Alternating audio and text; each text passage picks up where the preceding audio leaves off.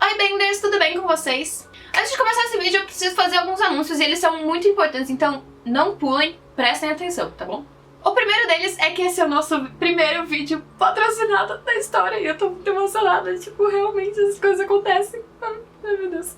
Esse vídeo ele foi patrocinado pelo Avatar Amino Oficial BR, que é uma comunidade no Amino em que os fãs de Avatar podem interagir entre si.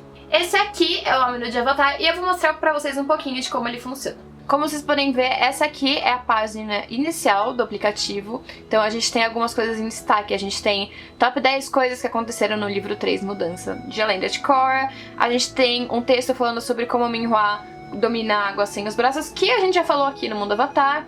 Você tem quizzes, essa pra mim é a parte mais divertida, você pode fazer vários quizzes pra testar os seus conhecimentos sobre Avatar. Então aqui a gente tem um sobre Avatar que eu fiz e eu fiquei no top 30%. Você tem sobre as dobras, sobre o jogo de A Lenda de Korra. Então como vocês podem ver tem vários quizzes. E a gente quer falar pra vocês especificamente da postagem que eu criei, que por enquanto ela tá aqui na página de destaque, mas eu vou mostrar pra vocês como faz pra chegar nela, porque eu coloquei ela na parte de enquetes, porque ela é uma enquete. Então a gente criou essa enquete aqui, que é qual desses pais foi o menos pior, porque a gente sabe que em Avatar não dá pra falar muito bem dos pais no geral, né? Então vamos de qual foi o menos pior. Tem aqui todas as opções: pai do Tenzin, pai da Toph, pai da Korra, pai do Sokka e pai do Zuko. Eu particularmente vou votar no pai da Korra. Eu acho que ele é subestimado. Então é isso, o Aang tá ganhando por enquanto, olha só. Parece que as pessoas já viram nosso vídeo, né? Então entra lá, vota e não esquece de seguir o meu perfil também, que o meu perfil é esse aqui, Indignada. Vocês podem me seguir lá também e a gente pode ficar amigos e conversar. Então aqui tem várias coisinhas que eu já postei. O segundo e último anúncio, prometo, que eu tenho pra fazer aqui é que a nossa equipe tá procurando roteiristas e editores pra ajudar a gente a produzir esses vídeos que vocês tanto gostam aqui do canal. A gente tá planejando fazer uns vídeos bem complexos, a gente já comentou aqui sobre eles, que vai ser fazendo análises um pouco mais profundas de todos os episódios de Avatar até sair a série da Netflix. Então a gente realmente precisa de muito ajuda. Então se você tiver interesse em entrar pra nossa equipe e fazer parte desse mundo Avatar maravilhoso, manda um e-mail pra recrutamento@mundoavatar.com.br, vai estar aqui na descrição caso vocês esqueçam, falando se você quer ser roteirista ou editor e falando mais ou menos o quanto você manja das duas coisas. É isso, podemos começar o vídeo, galera.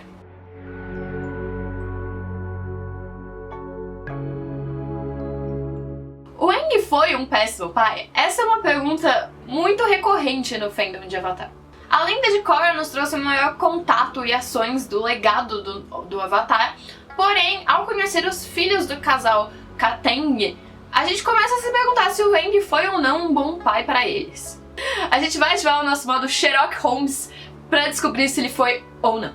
Tanto nos comics quanto em A Lenda de Korra foi mostrado que o Aang ele foi um avatar muito atarefado, com um monte de coisa para resolver mesmo depois da Guerra dos 100 Anos.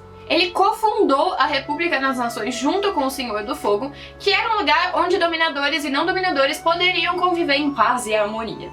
A fim de preservar a cultura dos nômades do ar, o Aang criou também um grupo de acólitos do ar, que a Cibele já explicou nesse vídeo que vai estar aqui nos cards.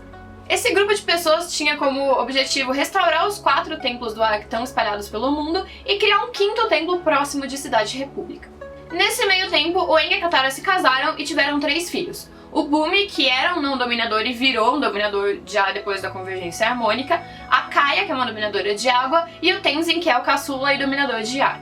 O trio é apresentado no começo de A Lenda de Korra, e em certo momento a Kaia e o Bumi questionam o Tenzin, dizendo que ele era e sempre foi o favorito do pai deles. O seu problema, Tenzin, é que você é exatamente como o papai. Segundo eles, o Aang passava muito mais tempo com o caçula, viajando o mundo e apresentando a cultura dos nômades do ar pra ele. Agora a gente vai entrar no modo pesquisa. Na Universidade da Califórnia, cientistas estudaram durante 3 anos as relações entre irmãos e entre seus pais. Foi constatado que 65% das mães e 70% dos pais pendiam para um dos filhos. É natural ter mais afinidade com um dos filhos, mas isso não necessariamente significa amar ele mais do que os outros. Uma vez identificado um comportamento diferente em relação aos irmãos, 75% das crianças eram capazes de entender por que isso acontecia. O problema está quando os pais expõem esse comportamento e passam a tratar o filho de uma forma diferente. E será que isso acontecia com o Aang? Mas ele sempre tinha tempo pra você, o precioso pequeno dominador de ar dele. Ele amava todos nós igualmente. O Aang carregava uma cultura inteira nas costas, isso gerava um peso enorme para ele. Em vários momentos de A Lenda de Aang, é possível perceber o quanto isso significava para ele. Por exemplo, quando ele descobre que o Gyatso morreu ou quando ele descobre que os Templos do Ar foram destruídos. A cultura dos Nômades do Ar estava a um passo da extinção e dependia dos filhos da Katara e do Aang, porque o Aang era o único dominador de ar, então só ele poderia ter um filho dominador de ar também.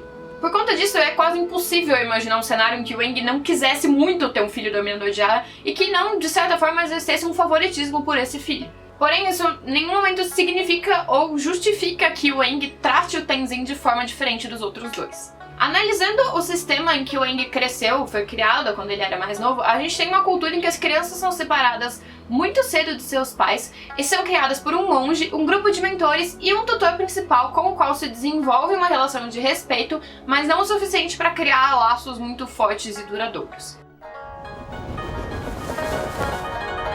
Ei!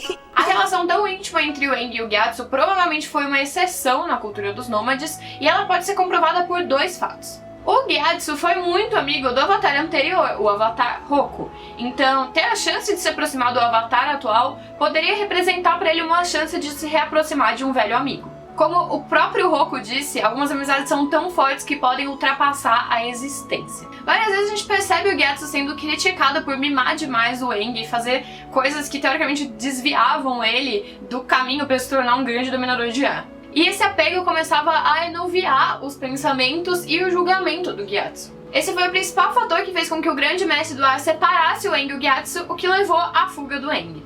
Se por um lado a cultura dos nômades de ar pode ter feito com que o Aang tivesse um grande apego por seus filhos, ela também ensina que todos são iguais e devem ser tratados igualmente. Ele nunca trataria o Tenzin melhor do que os outros filhos conscientemente, e se isso acontecesse de alguma forma, a Katara com certeza ia repreender ele. Sobre o fato do Aang e o Tenzin passarem tanto tempo juntos, isso é totalmente compreensível, considerando que o Aang precisava passar os conhecimentos da cultura nômade para ele e os conhecimentos da dobra de ar também. E já que o Aang nunca foi uma pessoa muito séria, ele fez isso levando o Tenzin para conhecer o mundo, levando ele para lugares que ele gostava muito, não só para treinar, mas também para se divertir. Mas então por que ele privou o Bumi e a Kaia de ir junto nessas viagens? Porque parece que você tem a ilusão grandiosa de que tínhamos uma infância feliz e perfeita. Como tanto o Tenzin quanto a Kaia dizem, o Bumi várias vezes ele tentava se provar capaz de fazer coisas que todos os dominadores poderiam fazer, e várias vezes isso fazia ele se meter em encrencas.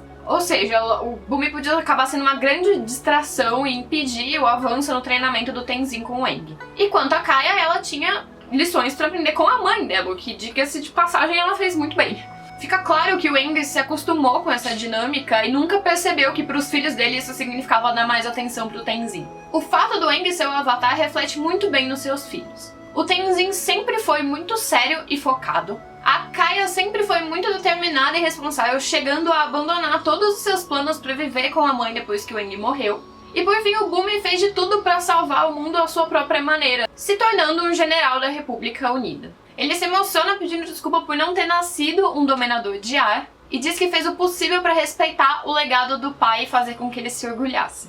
Espero ter te orgulhado. Claro que ele tá orgulhoso de você, Bumi. Nada deixa mais claro que pros três ser filho do Avatar foi um grande peso.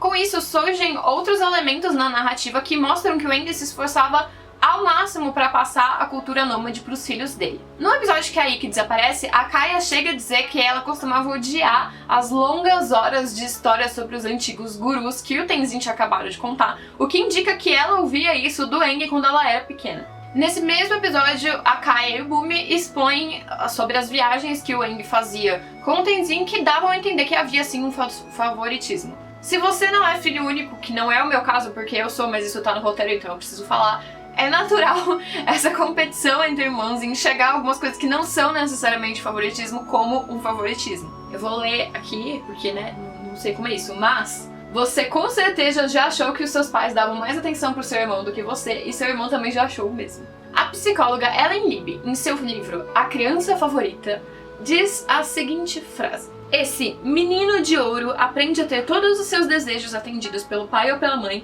e se torna um mestre na arte da manipulação.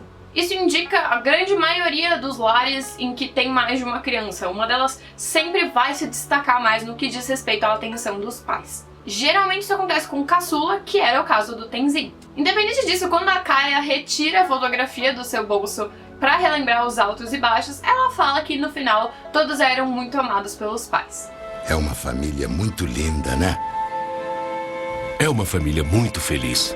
O Aang pode não ter sido um pai perfeito, e eu acredito que nenhum seja. Seus desejos e responsabilidades com certeza causaram alguns momentos de ausência na família.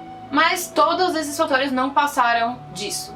Momentos. O Aang sempre encorajou o Bumi, respeitou a sexualidade da Kaia e sempre deixou claro que o Tenzin não precisava ser um reflexo dele. São esses pequenos momentos que mostram que o velho Aang foi sim uma pessoa simpática, carismática e que se importava muito com a felicidade da sua família.